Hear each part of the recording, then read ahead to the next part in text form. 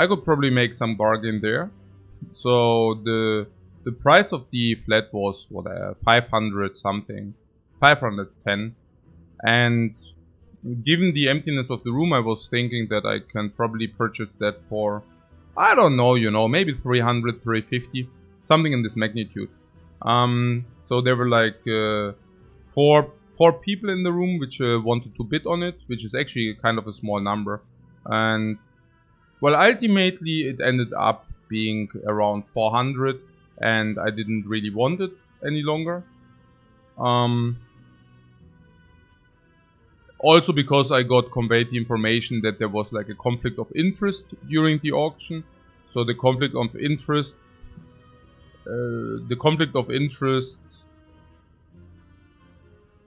resulted because the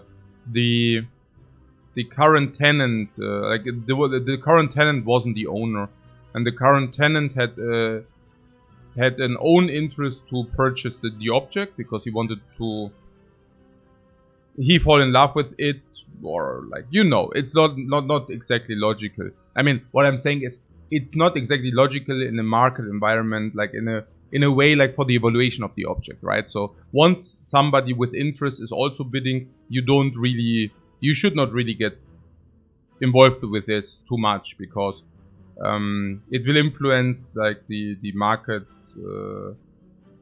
equilibrium, whatever. Now, for whatever reason, I mean, okay, like there was another forced auction an hour later. I actually did not plan to go to, but the judge, the female judge, do you say female? The judge actually told me that there will be another forced auction, and that was about like three parking slots, 3 motorcycle parking slots with a roof or whatever.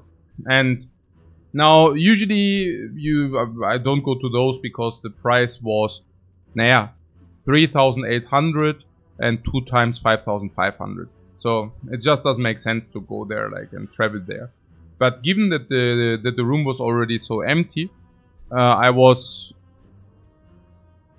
projecting that, if there are so little amount of people for the first auction, probably in the next auction there might be very few people.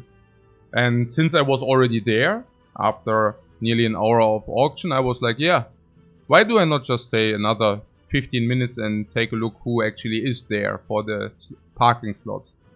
And 15 minutes later, I get there. It was also quite funny because there were like two students like which want to become judge or whatever, and they need to learn that. And there's always Gerichtsdiener, like the other, this is the judge, and then there's another person helping the judge. And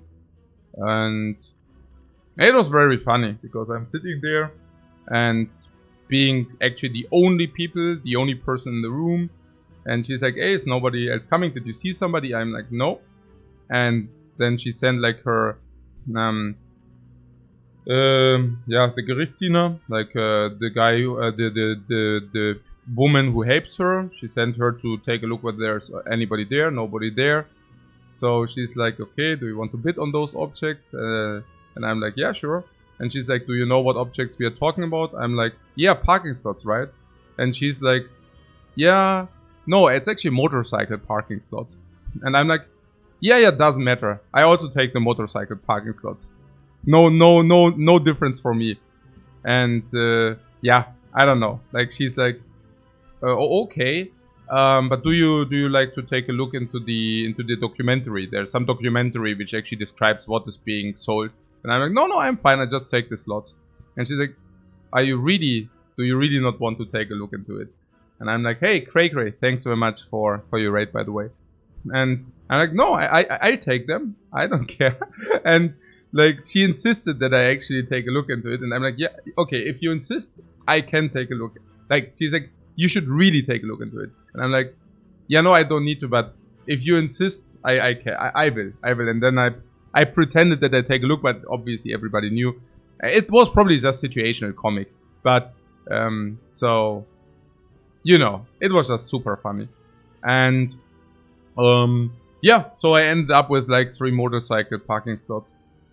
And since my wife is doing the administration, I was actually having a little bit bad conscience because it felt like, yeah, I mean they were very cheap, yeah. I mean, starting at 50%. So I definitely did a big bargain there.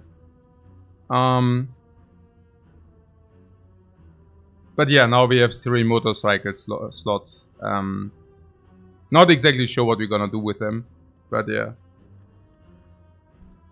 My latest purchase. Okay, cool. So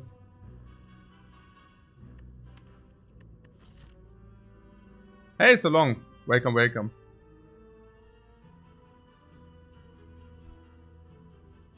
Also, if anybody of you guys live in Vienna and need a motorcycle slot, let me know.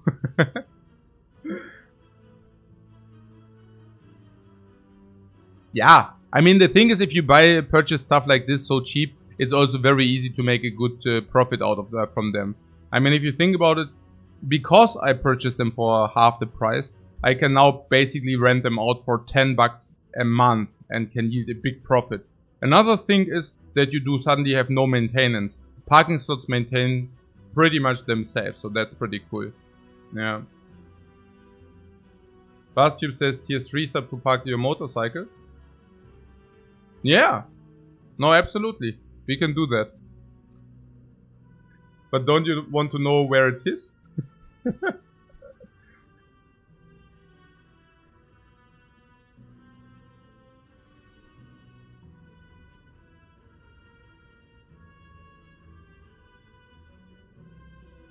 No, but on a serious note, if I insist. No, but seriously, like that's what I'm saying. Like, again, I can probably rent them out for 10 bucks a month and still yield a profit, which is kind of crazy if you think about it. Okay, is it big enough to set up a tent? Okay, so as was, we can take 2 elites that have a campfire before them for nice 2 energy. Yeah, the first question is, do we do the burning? The first question is, who is the boss? Guardian. Against Guardian, life takes. Life takes? I said take because Paparato just wrote take. Yeah, very good brain. Every life plays. Against Guardian, if you have enough life, you don't die against the Guardian. If you don't have enough life, you might die against the Guardian, meaning you might be forced to rest, which sucks. Against Guardian, I'm willing to pick a little bit lenient on block. So empty body is a safe pick. I don't want to take too much chip damage against Guardian. I believe that empty body probably prevents 15 life loss here. And that means you can rest 1 more time. Which basically means you take an empty body plus. If you think about it. So what about the fires before the elites? Somebody said we can set up 2 fires before elites. Right is 3 monsters, 1 shop and question mark before shop. So that ain't so bad. Now the setup of fires before elites would be either on the left side. Oh, you mean on the right side, right? You're saying this. Yeah, I'm not exactly interested in running into a burning elite first. I feel that could be dangerous. I also have to tell you that it's not that important that you have the extra energy into the late elite. I mean, against some elites it's completely irrelevant. Lagavulin, Nob, probably also very often irrelevant. So the only enemy where it actually does change the payout are probably the cubes. So I wouldn't even care about it too much. What is left path doing? 1 enemy? Question marks not before shop are stupid. 2 monsters. 3 monsters 4. Fire into elite. Monster. Fire into elite. Into monster elite. Question mark monster. Crazy amount of card rewards. Not sure, a little bit too many rewards probably. But hey, I mean, if it's the best, that's a lot of advanced hallways. Yeah, advanced hallways are actually only a problem in 25% of the cases. Especially if we are willing to take block because of the Guardian. The advanced hallways